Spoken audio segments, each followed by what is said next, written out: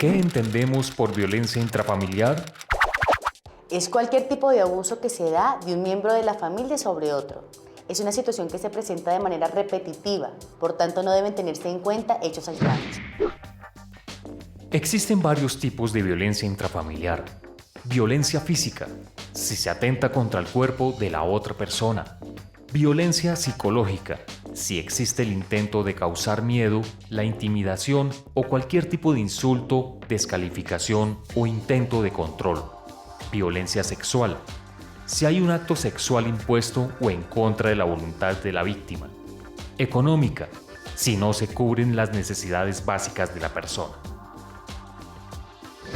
La violencia intrafamiliar no tiene solo una causa, es multicausal y es muy compleja. La violencia tiene raíces en las relaciones de poder, dependencia afectiva, económica y familiar. La violencia intrafamiliar pasa por 3 fases. La primera, incremento de frases ofensivas que generan estrés.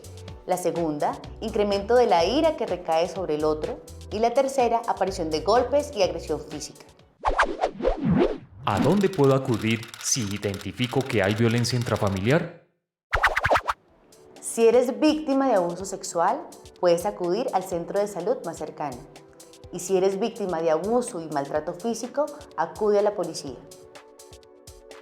Si eres víctima del matoneo o extorsión, acude a la policía. Siempre las comisarías de familia están dispuestas a escuchar a quienes lo necesitan. La Defensoría del Pueblo tiene establecidos mecanismos a los que podemos acudir. Asista y pregunte por protección constitucional a la infancia y derechos fundamentales de los niños y las niñas. Existen algunos términos importantes que ustedes deben conocer, tales como violación.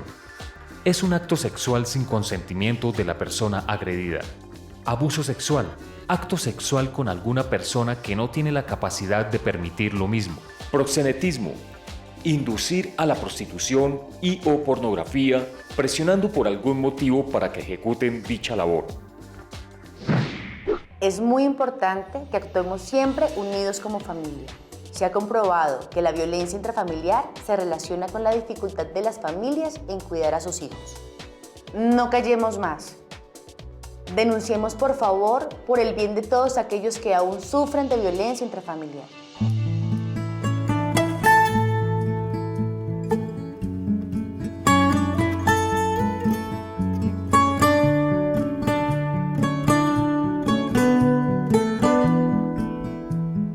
Es común que nos preguntemos cuál es la causa de la violencia intrafamiliar.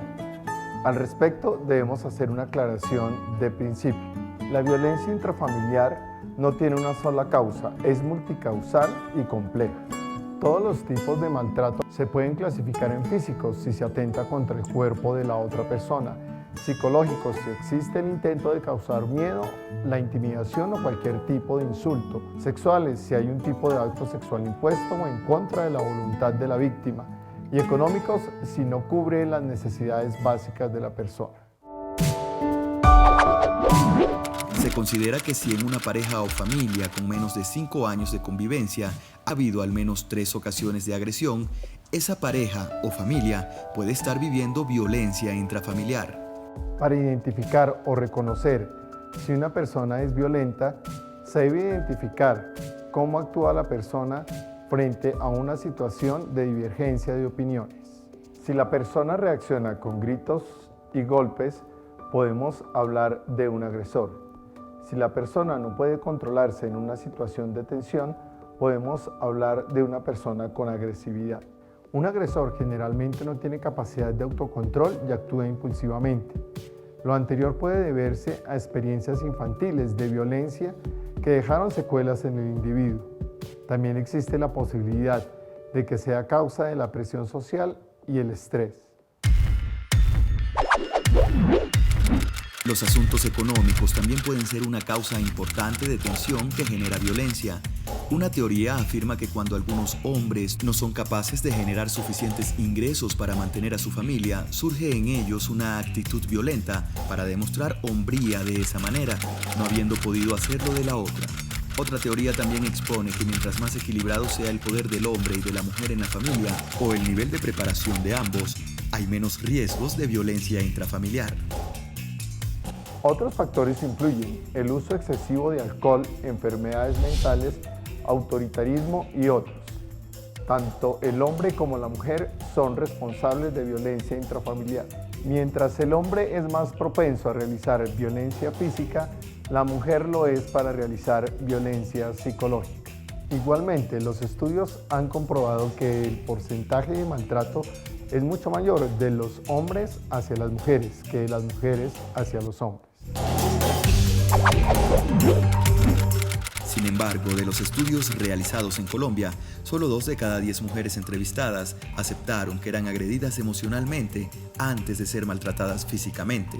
Actualmente, a través de las diferentes campañas públicas y estatales que se vienen manejando, se motiva a la mujer a tomar conciencia de que el maltrato va en contra de todos los principios. La mayoría de las víctimas ocultan que existan esos problemas por el temor a ser juzgados en la sociedad. La indecisión es una de las causas para no admitir la situación, así como el estereotipo dominante de la feminidad en Occidente, donde no se considera como atributo de la mujer que ejerza la violencia activa. También entra el aspecto de la educación y el entorno social que se vive desde niños. Los hombres que maltratan a su pareja son motivados por una necesidad de dominarla y controlarla. Los agresores suelen presentar con frecuencia alteraciones psicológicas como falta de control sobre su ira, dificultades en la expresión de emociones, déficit de habilidades de comunicación y de solución de problemas y baja autoestima. Existen diferentes tipos de hombres violentos: agresores limitados al ámbito familiar y agresores violentos en general, antisociales, que requieren programas de tratamiento adaptados a sus características y necesidades específicas. Las consecuencias últimas de la violencia contra la mujer son las decenas o cientos de mujeres que mueren cada año en diferentes países a manos de sus parejas o exparejas.